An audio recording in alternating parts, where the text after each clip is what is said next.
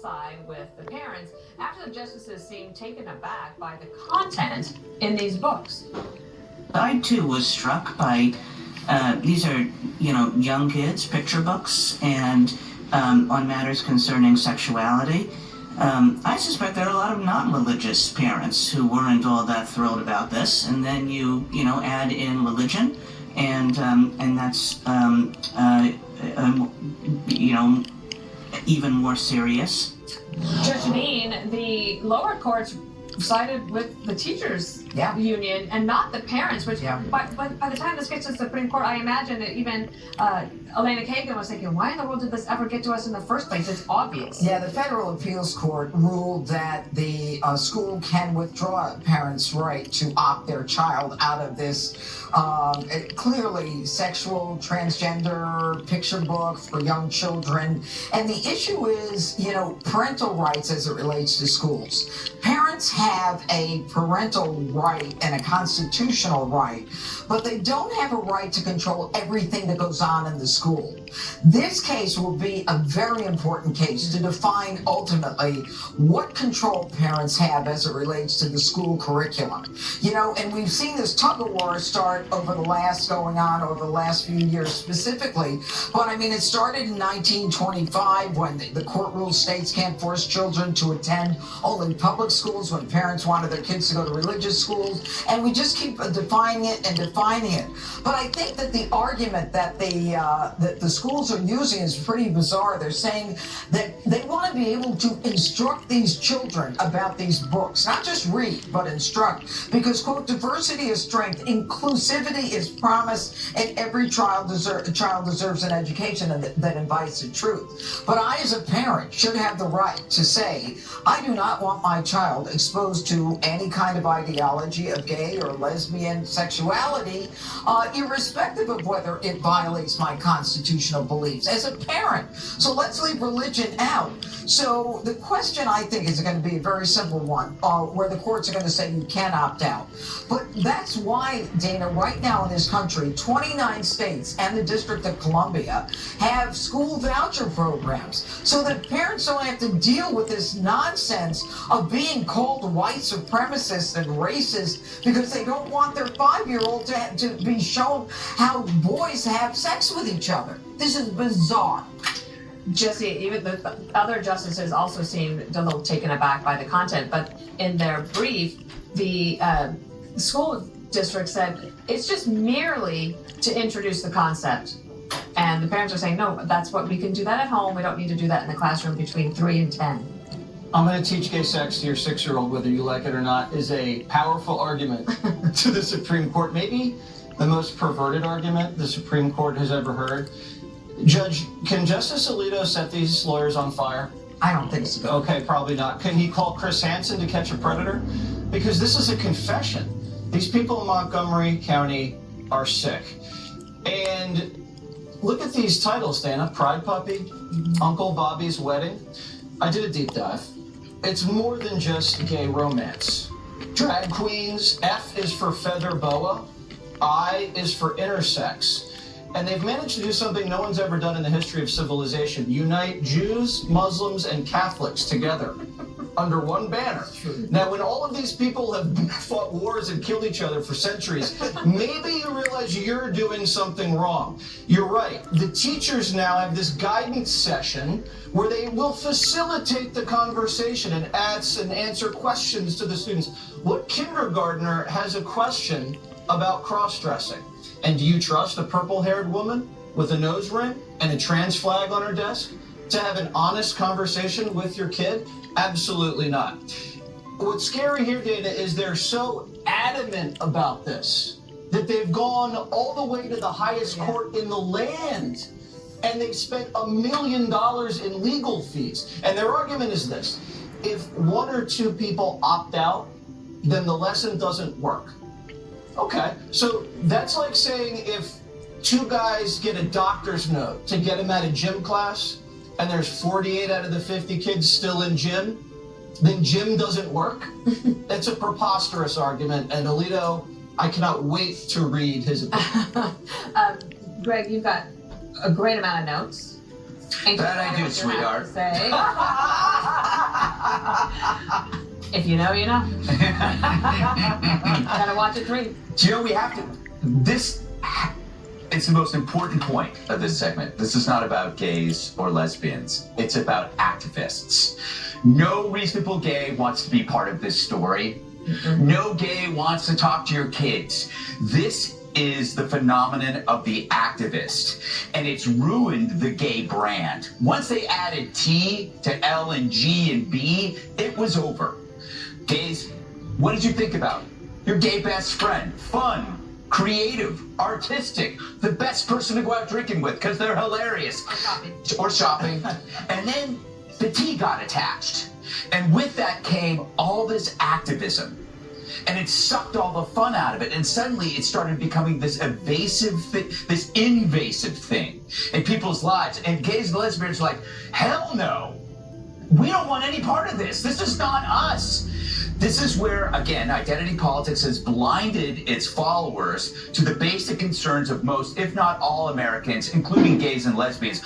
Nobody cares what you do in your house. Don't compel it on my family. We will fight you every step of the way. The percentage of children who identify as non-binary has more than quadrupled in the past, 5 years? That's evidence of a psychological contagion that has been spread by social media, hijacked by men who cosplay and women who are mentally ill.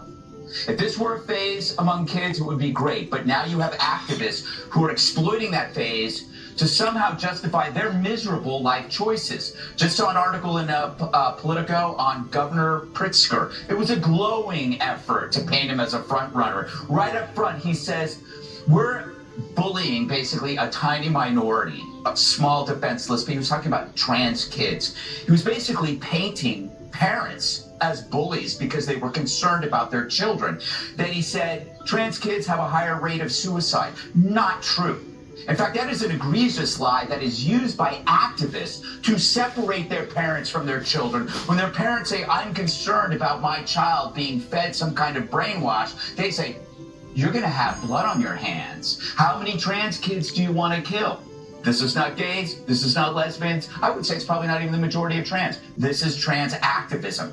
So I think this concept of trans kids, well, I know it is a false construction. It's a confabulation that went unchecked out of fear of being called transphobic and financial gain by unscrupulous doctors who should be in jail. So I'll end on this. A child could be mentally ill and think that their healthy arm needs to be amputated. It's called xenomelia. It's when you feel that your limb is not part of your body. Would a doctor remove that limb? No. He would be jailed. Why are genitals different than your arm or your leg? That's a question they cannot answer. Sandra, I'll turn over to you to say whatever you want, but I just want to put up for everybody on the board something that Martha McCallum was talking about with the teachers union representative at 3 o'clock. Maryland school rankings for math and reading. If you look at 2013, they were 2nd and 16th in the country, and just in 11 years, now they're 20th and 39th. Yeah, and this is not a focus for the teachers unions, and they should be focusing on reading, writing, and arithmetic. But Randy Weingarten told Martha that they want to focus on the whole child. She said 90% of it's reading, writing, and arithmetic, and their studies 10% is on the whole child. That's too much with report cards like that, and J.D. Pritzker has to answer for that in Illinois as well. Look, Billy Mojus is one of the plaintiffs in this case, and she was on America Reports at 1 o'clock today. She's not even going as far to say to get this out of the schools altogether, keep it. We want the option as parents to opt out. It was there before, they took it away from us. We want to reinstate that. We want to have the choice. And I think I said this to you at the commercial break. As parents, we spend, not time, blood, sweat, and tears on social, religious, moral values in the walls of our home. And what the teachers union is saying is that when we hand off our kids and the door shuts to the public school, that we are to not only not care, but not have any say in what they're putting in front of those children. And that is at the core of the Supreme Court argument. And this does look like it is moving in favor of those parents. It is, and that will have effect all across the country as it is in SCOTUS. Up next, Gavin Newsom is putting the Democrats on blast for having no direction, he says. For colored snacks, all in an effort, they say, to make Americans healthier. We're going to get rid of the dyes, and one by one, we're going to get rid of every ingredient and additive to school in food that we can legally address. The FDA's new directive will require food makers to phase out petroleum-based synthetic dyes by 2027. The first to be removed, citrus red number 2 and orange B. Medical experts say food and drug makers will now have to find alternatives to color their products. Blueberries can be used too, carrots can be used, paprika. There's alternatives that may not look as exotic but are healthier. In January, the FDA banned red dye number 3 from the use in food, citing links to cancer in some animals. It was already banned for use in cosmetics. The move, part of a broader nationwide effort by regulators to re-examine what Americans ingest. California lawmakers banned the dye in 2023. In March, West Virginia blocked 7 dyes, including red number 3, from being served in the state's school lunches. Our children are diagnosed with ADHD at rates well above the national average. We have good news. We have the power to change it. Food makers say while they support making the country healthier, they question the research and science policymakers are using in determining what to ban. In a statement late today, the National Confectioners Association says, quote, "We are in firm agreement that science-based evaluation of food additives will help eliminate consumer confusion and rebuild trust in our national food safety system." This was an issue that came up on the campaign trail, and tonight the White House says it trusts Secretary Kennedy's decision to ban these dyes, calling it a movement. Brett? We'll follow it. Mark, thanks. Pope Francis will be laid to rest Saturday after lying in state for 3 days in St. Peter's Basilica. The cardinals met today in the Vatican's Synod Hall to chart the next steps before a conclave begins to choose the Pope's successor, as condolences pour in from around the world. The update comes after the Vatican released images of the late Pope wearing a red robe and a rosary intertwined in his hands. A federal judge is blocking the Trump administration from dismantling Voice of America. The judge ruled that the administration illegally required Voice of America to cease operations for the first time since its World War II era inception. The administration can appeal this preliminary injunction. The president and his Republican allies have accused Voice of America of having a leftist bias and failing to protect pro-American values to its audience. The State Department will be seeing some major changes in coming days and weeks. The country's diplomatic corps is the latest agency to undergo a reorganization under President Trump. Correspondent Alexander Hoff shows us tonight. No one's going to be walking out of the building? At least not today. The State Department is calling a dramatic consolidation effort a roadmap to reduction. Secretary of State Marco Rubio calling the department bloated, bureaucratic, and unable to perform its essential diplomatic mission. The proposal seeks to shrink staffing levels by 15% while also merging or closing 100-plus bureaus worldwide, according to documents obtained by the Associated Press. Rubio adds, redundant offices will also be removed and non-statutory programs misaligned with America's core national interests will cease to exist. Rubio, who is now also administrator of USAID, released this chart. The department says USAID's inclusion prompted the need to streamline. And while it will adhere to the same goals as DOGE, employment decisions will largely be left up to State Department officials. This approach will empower the department from the ground up, from the bureaus to the embassies. The department says questions of embassies or consulates closing are not addressed in the reorganization plan. Earlier today, Secretary Rubio met with Qatar's prime minister here in Washington. Russian President Vladimir Putin met with Qatar's emir last week, where the leaders discussed a possible peace deal with Ukraine. U.S., Ukrainian, and European officials are set to meet in London tomorrow for peace talks. President Trump's special envoy for Ukraine, General Keith Kellogg, is slated to attend. The State Department says Secretary Rubio will not. Tonight, President Trump is expected to dine with Qatar's prime minister and is planning to travel to Qatar, Saudi Arabia, and the United Arab Emirates next month. Brett. Alex, thank you.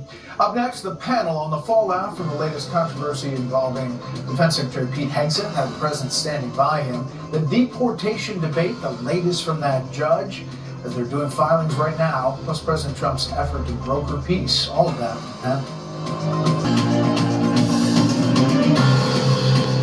The plaintiffs here are not asking the school to change its curriculum. They're just saying, look, we want out. Why isn't that feasible?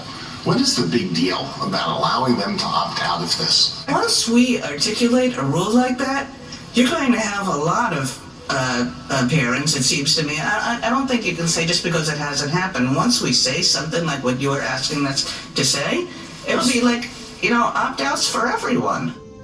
Well, Supreme Court handling this case, and Free Press writes it this way: parents to SCOTUS, don't force our kids to read books on sexuality. It is by far the biggest legal flashpoint in the ongoing cultural battle over what control parents have over what their children can be taught in public schools. This is the first time such a case has reached the Supreme Court. The stakes are high. A victory will enable parents, not just in Montgomery County, but across the country, to engage with their local public schools without their religious traditions and beliefs being violated. You can take a look at some of the books with LGBTQ content and themes. It's a big deal in this kind of area that we're in, DEI, and what schools do and how much control parents have. Oh, yeah, it absolutely is. And this is an issue, though, that has been going on for so long, and it's been so clear where the public is on this issue. I mean, we saw it in Virginia. Glenn Youngkin won on this issue, won the gubernatorial race there. And then, of course, later on, Donald Trump, this was a major part of his campaign. So, what confuses me about this issue is that politically, there's still a big debate about it, because I think the law is complicated and there's a nuanced case going on, but I find it incredible that it's still something that is politically difficult. But yet it is, Francesca. Well, the White House is backing the parents in this case. The White House saying today that the president does support parental rights. And I think that when you think about the White House and the president and what he ran on, this is part of a broader effort that they're taking to try and give local government and parents more rights than they've had. You look at him trying to dismantle the Department of Education as well. It's aimed at the same thing. So not exactly surprising the White House is taking the parent side. American Federation of Teachers President Randy Weingarten on with Martha today. This is something that has to be dealt with in a local level, not in the Supreme Court. And so parents have rights, and they should have rights in terms of what is being taught in classrooms. And, and we're going to have to actually deal with how we ensure that kids have a safe and welcoming environment, and that we see differences and we accept differences, whether those differences are religious. No, we don't accept that. Sexual. Sorry.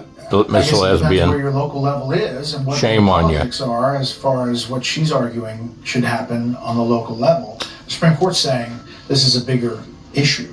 Yeah, so I'll agree with this much. If you're a parent of a 3 or 4-year-old, you should not have to get permission from the Supreme Court to opt out of radical gender ideology. You shouldn't get permission from your school board. You should have the power to pull your kids out of these crazy schools and send them wherever you want, which is why the fundamental solution to all of these cultural battles is school choice. The Maryland, the Montgomery County lawyer said today, well, the parents don't have to send their kids to these schools. They can send them somewhere else. They do have a choice. And it's like, well, no, the affluent parents do. The parents who can afford a private school or a parochial school or a Catholic school, it's not going to teach them this crazy stuff. The poor and middle class parents don't. And so this is the fundamental racial economic injustice of this, is that the rich parents can protect their children from this crazy stuff. We need to give that same right to poor and middle class parents as well. And President Trump ran on that campaign, and they're trying to push for it state by state. They're making that battle. Okay, panel, thanks. It is Tuesday. That means it's time for Tuesday Extras. Kay asked, what was your biggest takeaway from your Doge interview? One was all the specifics, but two was the guys that were working with Elon, that they weren't 19-year-olds with hoodies, that there were a lot of really accomplished people and billionaires in that room. I hope they do it again. We've asked. TW7 asked, will you be devoting special coverage to the upcoming conclave that elects the next pope? Of course. We will have full coverage of all of that as it unfolds in coming days. The funeral, Martha McCallum will be over there in Rome. We've got our team on the ground. Finally, Kevin wonders, were you interviewed by Dana Perino for her new book? And if so, what question did she ask you? I was interviewed. I am in the book, and there's a series of questions, and it's a great book. I wish someone had told me, and I wish somebody had given me this book when I was...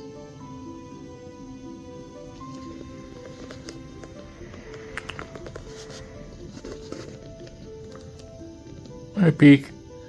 Hi, Peek. Peekaboo.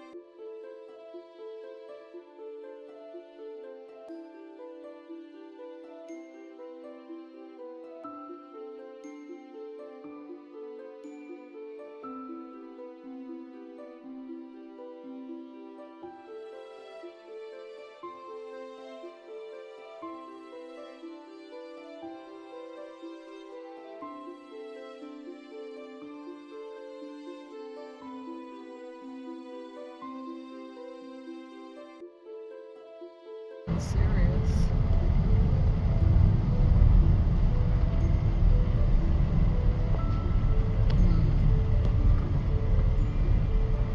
Yeah, I believe I'd slow down.